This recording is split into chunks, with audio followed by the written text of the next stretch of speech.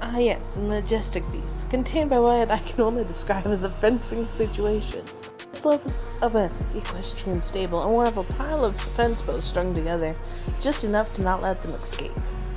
But relief is on the horizon. The mountain of sheep over there, soon to be former residents. They're about to make room for the horses. Clearly, the backyard real estate market is booming. Meanwhile, indoors, our resident rabbit, still managing the counter like a Fortune 500 company, is doing well. He now has 2 armadillo henchmen who moved in. They pay rent in scales, which I assume is either a form of currency or a subtle threat. I decided that was none of my business. And you think I had a plan? I thought I had a plan. I got a horse, feeling powerful and capable, possibly the protagonist in the spaghetti western. I attach a lead to the donkey, prepared to jump the fence, and then I remember donkeys do not jump fences on their own, and definitely not while judging me with their tiny judgmental eyes. So we do what any rational person would do. I detour. I take the scenic route. I'm suddenly giving my horse a neighborhood tour while questioning all my choices since spawn. Feeling clever again, I take the saddle, head back to the corner with the other 2 equine roommates. I know I'll need to deconstruct half that fence to do this, and that's a future me problem. Then in classic sitcom timing, I turn around and see my newly penned horse just casually trying to escape. Just toodalooting all over the place. I catch him, I drop the donkey's lead, and I ride the rebellious one who now has the name of Wander, because he keeps wandering about. I catch him, I jump the donkey's lead. I ride the rebellious one who has now been named Wander because he's wandering about all the time. I take Wander the shorter way to the pen this time, which feels more logical, until the other horse, who we'll call temporarily passive-aggressive horse, absolutely refuses to cooperate. Darkness falls, I have 2 leads, a saddle, and a dream. I tie passive-aggressive horse, saddle Wander, because I'm tired and he's manipulative, and he gets to spend one final night inside the house.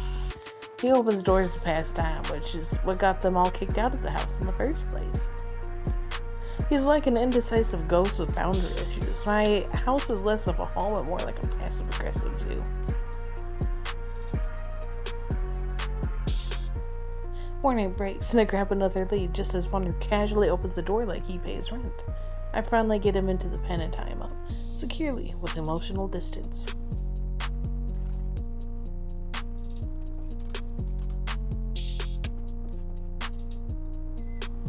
But now it's time for the donkey, who, as advertised, is very much a donkey. Stubborn, slow, somehow managing to side-eye with its pickle.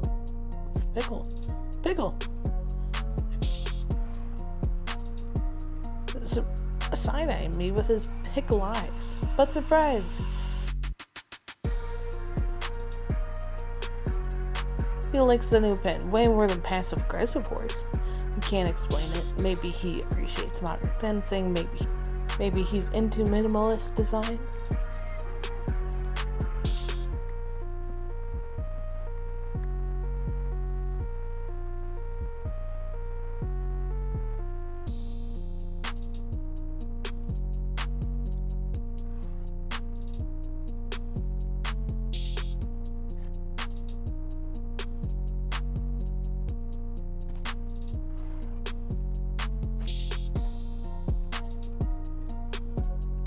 Inside the attic, our bees have a new room. It's decorative with accents.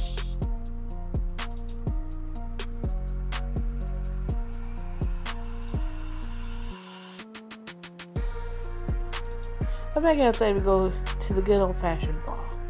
I'm losing on string thanks to the Edna incident TM. A debacle involving 8 arms, 5 regrets, and 1 door that never fully recovered. Monster fighting is mostly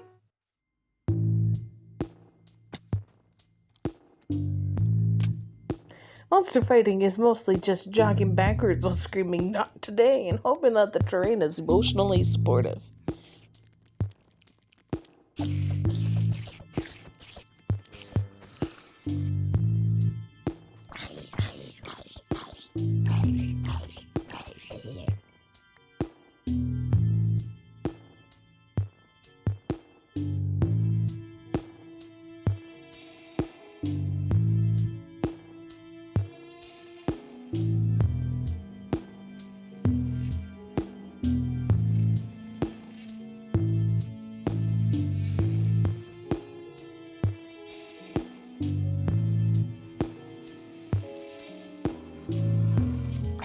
Take a moment to observe the iron golem doing his job, brutally, elegantly.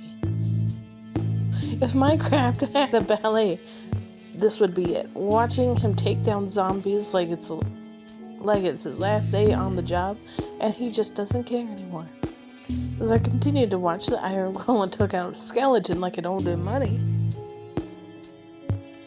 As I continued to watch, I watched the iron golem take out a skeleton like it owed him money. Then I do what any self-respecting adventurer would do. I sprinted into the village, snatch up the loot, pretend I'm contributing. The golems do all the work, and I loot the traps. Honestly, I'm less of a hero and more like a raccoon with inventory problems. Sort of like a medieval DoorDash driver, except instead of food, I deliver disappointment. Now I swing by to check on my most prized NPC, the diamond-encrusted farmer. He's thriving. I worry about him constantly. I'm not sure what kind of emotional attachment this is, but if anything happens to him, I will burn the whole game down.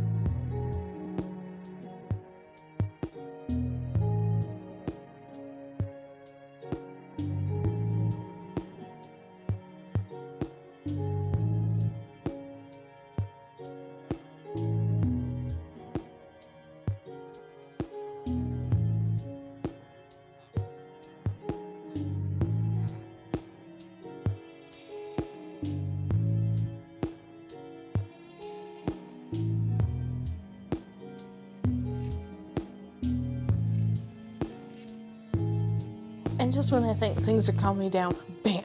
A flash, a flicker. It's Enda. She zips through my peripheral vision like a haunted spaghetti noodle and vanishes. I try to unfollow, but she boogied like someone just told her the end dimension is closing early.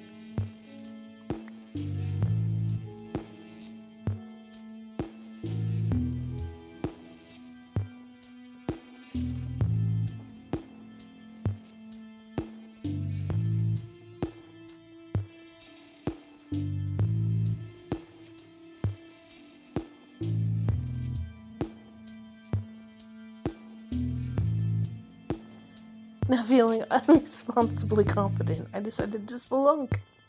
There's a dripstone cave nearby, and apparently I value my items as much as I value long-term planning, which is to say, not at all.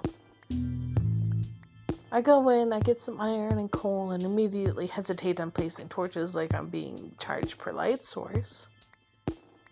I know monsters spawn in the dark, I know this, and yet here we are, holding torches like they're precious heirlooms I can't bear to part with. I peek into a cavern. It's vast, like, I shouldn't be here without a battle plan vast. Some of the caves are meant to be explored, others are meant to be respected from a safe distance. See, monsters begin to spawn in the distance like they just clocked in for a shift, and I backed out like I walked in on a meeting I wasn't invited to.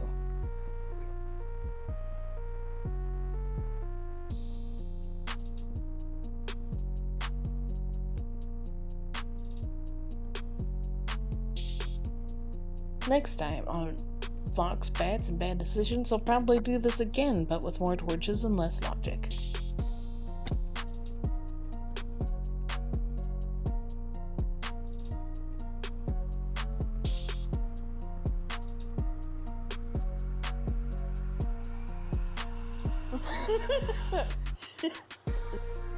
Back outside, we witness a rare, beautiful sight. A baby blue sheep eating grass. It's peaceful, serene. The calm before the woolly purge, and yes, for legal reasons, the sheep relocation footage has been redacted. But, let's just say, it involves some clicking, some regret, and one sheep with a very accusatory glare.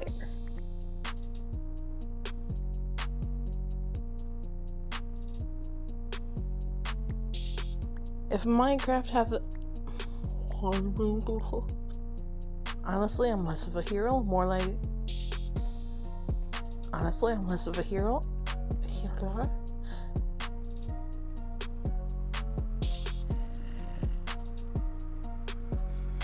All the doors letting his escape artist style show.